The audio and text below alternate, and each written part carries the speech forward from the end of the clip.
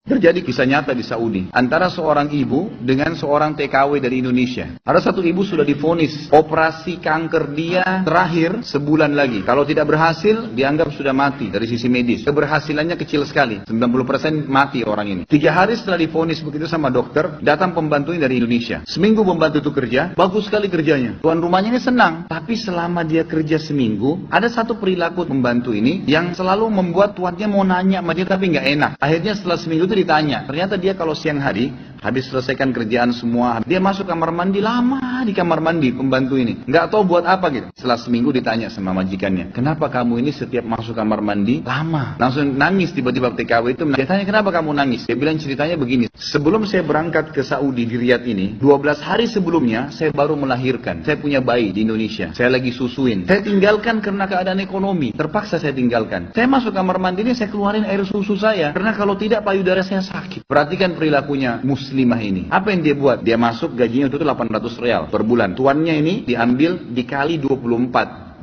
bulan, 2 tahun, sekitar 20 ribu real sekian, 50 juta rupiah. Dikasih pembantunya, ini uang kamu ambil. Besok saya belikan kamu tiket pulang ke Indonesia. Anggap kau sudah kerja 2 tahun. Anak kau lebih penting daripada saya. Urus anakmu. Gak apa-apa. Pembantu kita sudah selesai nih, TKW sudah pulang Indonesia. Kita sekarang berhubungan dengan kisah ibu ini. Apa kata dia? Semenjak pembantu itu berangkat, mulai hari itu setiap hari saya menangis. Bukan karena sedih penyakit saya. Saya merasa terharu dan bersyukur kepada Allah. Bagaimana Allah membukakan pintu itu buat saya. Saya selalu bersyukur terus sama Allah karena saya bisa memberikan, terfikir untuk kasih gaji 2 tahun. Saya selalu bersyukur sama Allah, saya bisa lakukan sementara memang ini ada vonis mati dekat lagi. Dan setiap kali saya menangis, saya merasa ada satu kepuasan dan keadaan saya lebih baik. Ringkas cerita, tiba masa operasi, ditelepon rumah sakit, dicek sebelum operasi, dokternya duduk setelah cek di kursi lalu bertanya, kamu berobat kemana sebulan ini? Kata ibunya, saya nggak berobat kemana-mana. Kamu tahu nggak, kanker kamu nggak ada, sedikit pun nggak ada, akarnya nggak ada, sembuh total, nggak ada, nggak mungkin terjadi secara medis. Ibu itu tersenyum lalu mengatakan, kalau betul apa yang dokter ucapkan, itu karena sedekah saya. Diceritain sama dia ceritanya. Dokternya bilang apa? Subhanallah, yang telah membukakan mata hati saya, ternyata yang menyembuhkan bukan obat sama dokter, tapi Allah subhanahu wa ta'ala. Ternyata amal-amal soleh itu bisa membuat kita keluar dari masalah.